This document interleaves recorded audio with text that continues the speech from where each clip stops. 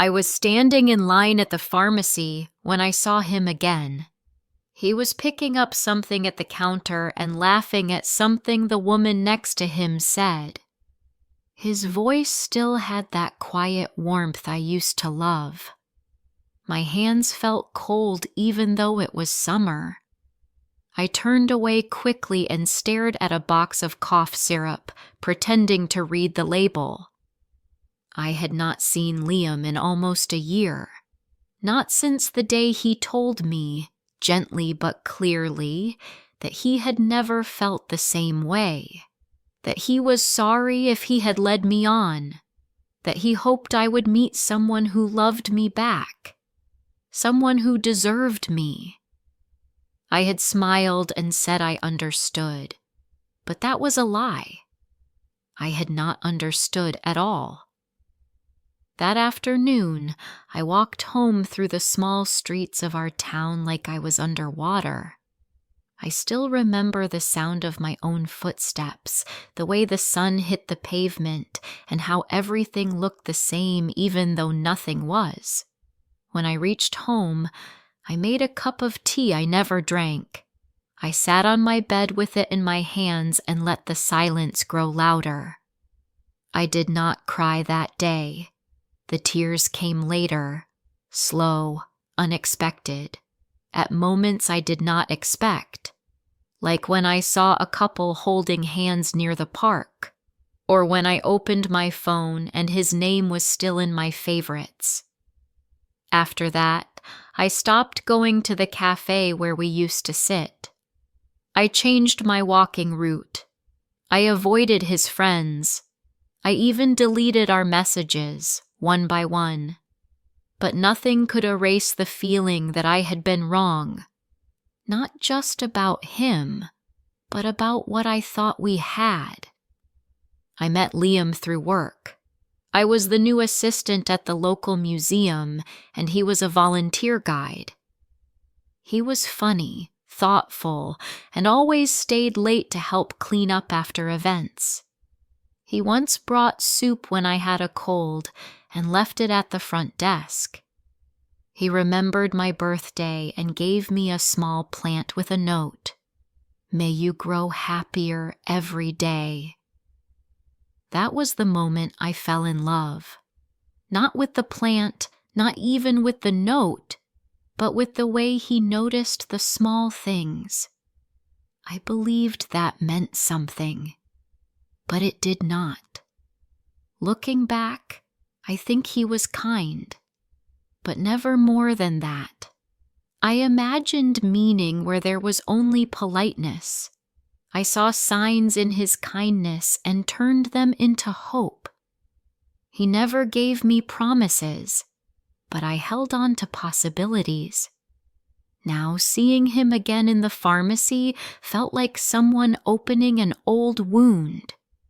I turned to leave, but he had already seen me. "Emma," he called.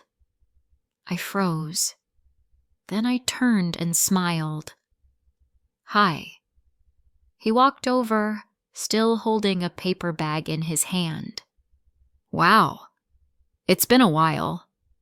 "Yes," I said. "It has." He looked the same brown hair, a little longer maybe, same eyes, same calm smile.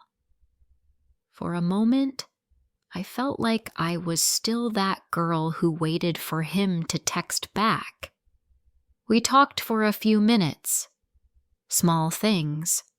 Work, the museum, how busy things had been. He said he was helping at a summer camp now, teaching kids about history. "That sounds nice," I said. "It is. You'd love it. The kids are full of questions." There it was again. That easy way he included me in things, even now. I felt my heart pull. Then I stopped it. Not again. "I'm glad you're happy," I said, trying to keep my voice steady. He looked at me for a second, like he wanted to say something more, but then he smiled again. "Take care, Emma." "You too." And then he left. I walked back home slowly, every step feeling heavier than the last. That night, I sat at my window and watched the streetlight flicker. I thought about how hard it had been to let go of him, and how even now, part of me still wanted him to change his mind. But he never would. That was the truth I needed to accept. It's strange how love works, how it makes you see someone not as they are, but as you want them to be. I had built a whole world around him, a future that never existed, and I kept holding on to it, long after he had walked away. People say time heals everything. Maybe it does, but what they do not tell you is that time also teaches you to stop hoping, to stop waiting for someone to look back.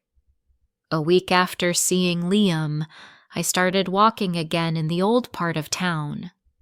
I passed the cafe where we used to sit and looked inside. It was still the same tables, same soft music. But I did not feel the same pull to go in. I just stood there for a moment, then kept walking. I was healing, not quickly, not all at once. But I was, if you are still listening. Thank you. Stories like these help us feel seen. If you enjoy emotional stories that help you learn English, subscribe to our channel for more. One evening, I sat with my friend Anna at her apartment. She knew everything. I had cried on her couch more than once. "He doesn't deserve that much space in your heart," she said. "You're more than what he couldn't love." I smiled. "I know. I just forgot for a while." Anna nodded. "So what now?" "I don't know," I said honestly. "Maybe I'll start painting again." I used to paint when I was younger. I stopped during university and never found time for it again. But now, I had time. And I needed something that felt like mine. So the next day, I went to the art store and bought a small set of watercolors. At home, I sat by the window, looked out at the sky, and began to paint. Not because I was good at it, but because it felt like a way back to myself. The first painting was simple, a quiet evening sky, but it made me feel something I had not felt in a long time. Peace. As the days passed, I found myself painting more, not just the sky, but places that meant something to me. The bench in the park where I once waited for him, the museum steps where we used to sit during lunch breaks, even the corner shop where he once bought me a chocolate bar just because. But in my paintings, I removed him. I painted the places without the people. I wanted to remember the spaces, not the pain. I wanted to claim those memories for myself. One afternoon, while painting at the park, a little girl walked up to me. She was curious and quiet. She watched for a while before asking, "Are you an artist?" I smiled. "Not really. I just like to paint." She looked at the sky I was painting. "It looks happy." That surprised me. "You think so?" She nodded. "It looks like the sky when I feel nice." After she left, I looked at the painting again. It did look like that. Maybe because I was starting to feel that way too. Not always, but sometimes.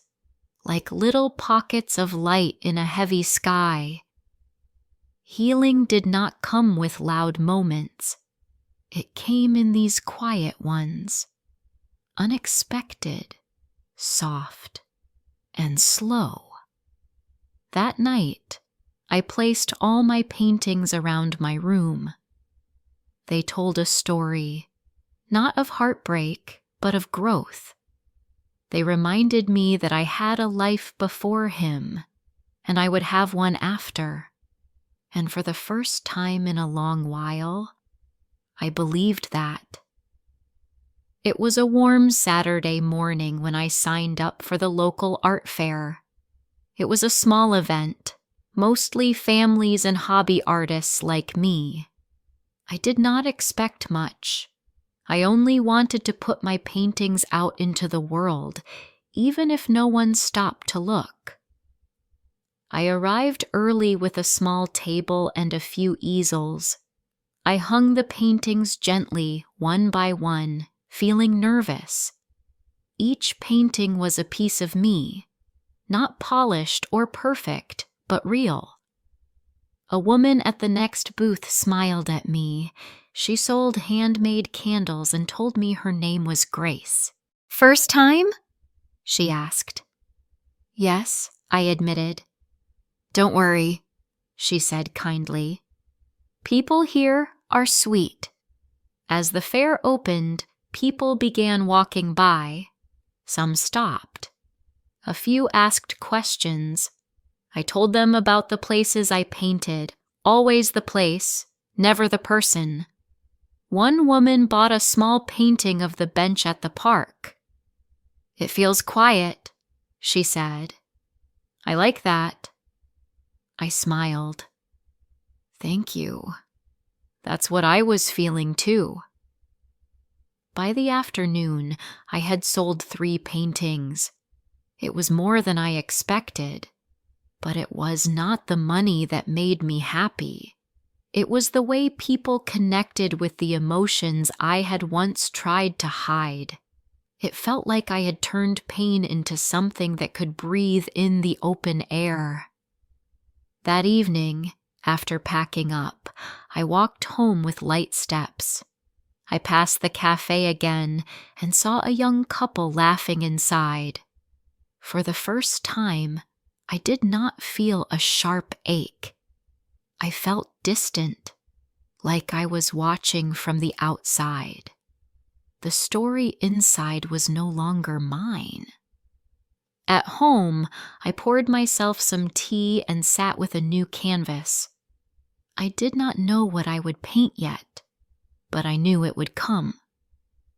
The next day, Anna called. "How did it go?" she asked. "It was good," I said. "Really good. See? I told you." We talked for a while. She was planning a short trip and invited me to join. At first, I said I was not sure, but then I said yes. I needed new places, new air, new stories. We drove to a coastal town 2 hours away. It was peaceful, with narrow streets and old houses painted in soft colors. The sea was calm, and the breeze carried a quiet strength. Anna and I walked by the water, ate ice cream, and talked about everything and nothing. On our second day, we visited a small art gallery. It had only one room, but it was filled with light. The owner, a woman in her 60s, welcomed us warmly. She wore a long scarf and had kind eyes. We looked around for a while. Then she came to me and said, "Are you an artist?" I hesitated. I paint." "That's wonderful," she said. "If you ever want to show something here, let me know." I smiled, unsure if she meant it, but it stayed in my mind long after we left. That night, I stood on the beach and watched the sun disappear behind the sea. The wind touched my face gently, and for a moment I felt completely still inside. Not happy, not sad, just still. "I think I'm okay," I said aloud, though no one was near. When I came back home, I started painting again, but something had changed. My colors were softer. My shapes were wider. I was not painting memories anymore. I was painting moments. Moments of stillness, of light, of small, quiet joys. One morning, as I was arranging the new paintings, I got a message. It was from Liam. "Hi, Emma. I saw your name at the art fair last weekend. I'm glad you're painting again. Hope you're doing well." I stared at the message for a long time. My heart did not race. My hands did not shake. I felt calm. I thought about replying. I even typed, "Thank you, I am," but then deleted it. Not because I was angry, but because I did not need the conversation. He had never loved me. That was the truth. And now, I no longer needed him to. The next week, I emailed the gallery owner from the coastal town. I told her I was interested in showing my work. She replied with warmth and offered a spot for a spring exhibit. I marked the date on my calendar. I did not tell anyone yet. I wanted to hold it quietly for a while. It was mine. One night, as I cleaned my brushes, I thought about all the hours I had spent crying over someone who never looked back. I thought about the girl I was then. Heart full, eyes hopeful, waiting for something that was never coming. She was still part of me, but she was not all of me. There was more now, more color, more space, more peace. 2 days after I emailed the gallery, I received a second message from the owner.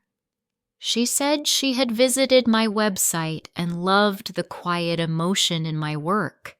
She called it honest and deeply human. Her words sat with me like a gentle hand on my shoulder. I had never thought of my paintings that way. To me, they were simply the only way I knew how to speak without using words. After that, I began preparing for the exhibit. I chose 6 paintings, all new, all painted after I saw Liam in the pharmacy. None of them were about him, not directly, but I could still feel his shadow in them. The important part was, the shadow no longer controlled the light. I asked Anna to come with me on the day of the gallery setup. She brought flowers and her loud, happy energy. She told everyone that I was the artist and made me laugh when I felt nervous. "You're not just moving on," she said. "You've moved forward." The evening of the exhibit came quietly. People walked in with curious eyes and soft steps. They stood in front of my work and stared longer than I expected. Some smiled. One woman wiped a tear. I stood near the back, letting the painting speak for me. A man walked up and said, "Your work feels like someone who has walked through sadness, but found something worth keeping." I thanked him. That night, I walked home alone. But I did not feel lonely. I felt full. And in that fullness, I finally understood something. Love that is not returned does not mean I was not worthy of love. It only means that someone else, somewhere, will see the same light in me and stay. The weeks after the gallery event felt slow but calm. I returned to my usual days, painting in the mornings, working part-time at the bookstore in the afternoons. It was a simple life, but for the first time in years, I was content with that. One evening, while organizing a shelf at work, I noticed a man struggling to reach a book on the top. I walked over to help, and he laughed softly. "Thanks. I always forget how short I am compared to these shelves." He had kind eyes and a gentle way of speaking. His name was Noah. He came to the store once a week, usually on Thursdays, and always bought a book about music or travel. Over the next few weeks, we talked more. It started with small things: weather, books, favorite places to visit. Then it grew into longer conversations about what it means to start over, to lose something and find something new. One day I told him I was an artist. He seemed surprised. "I thought you might be a writer," he said. "You see the world in a very quiet way." That stayed with me. I did not tell him about Liam. I did not need to. My story was no longer about someone who did not love me back. It was becoming a story about someone learning to love herself. We met for coffee one afternoon, not far from the park. He asked about my art, and I showed him a photo of one of my pieces. He studied it for a long time. "It feels honest," he said, "like someone who knows how to sit with silence." I smiled. I think I spent a long time doing that. As winter approached, the town became quieter. The trees dropped their leaves and the air grew sharp. I started painting more indoors, using warmer colors than I ever had before. One evening, I received another message from Liam. He had seen the article about my exhibit in a local newsletter. He wrote, "Emma, I'm happy for you. Truly, you've come a long way. I hope we can catch up sometime, if that's okay." I looked at the message and thought about who I had been when I loved him, and who I was now. I did not reply, not because I was angry, but because I had already said goodbye, and replying now would feel like reopening something I had finally learned to live without. Instead, I painted that night. I painted a tree without leaves, standing alone but strong. I called it Still Growing. Noah and I started seeing more of each other, slowly, gently, without pressure. He never asked me for more than I could give. He never made me feel like I needed to be more than I was. One day, we walked through the museum where Liam and I used to work. I had not been back in over a year. The rooms looked smaller somehow. The walls were the same, but the feeling was different. As we walked, I passed the exhibit where Liam once gave a tour while I watched him from behind a door, thinking I was falling in love. But now, I only felt quiet. Noah looked at me. "You okay?" "Yes," I said. "This place used to mean something else. Now it's just part of the past." He nodded. "Sometimes letting go is the bravest thing." It was a few days before the new year when I received a message from the gallery. They invited me to submit a piece for a traveling exhibit. It would tour 3 small cities and feature emerging voices in emotional realism. I sat in silence after reading it. Then I called Anna. "You're not just moving forward," she said, repeating her earlier words. "You're becoming who you were always meant to be." I submitted "Still Growing," and in the artist note I wrote, "This piece is about learning to live with silence, learning to grow without permission, and learning that love is not always something that comes back to you, but it is something you can always give to yourself." On New Year's Eve, I walked to the park alone. I stood near the bench where I once cried for hours after Liam walked away. This time I smiled, not because I had found someone new, though I had, not because I was loved back, though maybe I would be, but because I had found a way to love myself. I sat on the bench and closed my eyes. I thought about all the versions of me that had waited, hurt, hoped, and healed. I wanted to thank them all. And as the clock turned midnight, I whispered into the cold, clear air, "I'm still here." That was enough. 2 weeks into the new year, I received a small envelope in the mail. It was cream-colored with gold trim.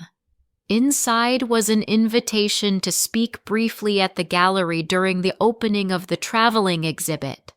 My name would be listed alongside 4 other artists. I read the letter twice, then placed it on my desk beside the painting of the tree. At first I panicked.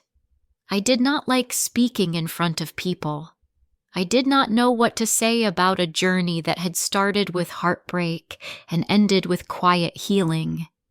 But then I thought of all the nights I had sat alone, wondering if I would ever feel normal again, and I decided I would speak. Not for the applause, but for the quiet girl who once believed love only mattered when it came from someone else. On the day of the exhibit, I wore a soft blue dress and tied my hair up the way I used to when I was younger. I felt nervous but calm, standing in front of strangers who had no idea how far I had come. When it was my turn, I stepped up and spoke from the heart. I used to believe love was something I had to earn, that if I gave enough of it, eventually it would come back. But what I've learned is that love isn't a trade. It's a light. And sometimes the most powerful kind is the one you give yourself when no one else does. The room was silent. Then someone clapped, and another, and another. I stepped down, my heart full. I had been invisible once, to someone I loved. But now I had found my own voice.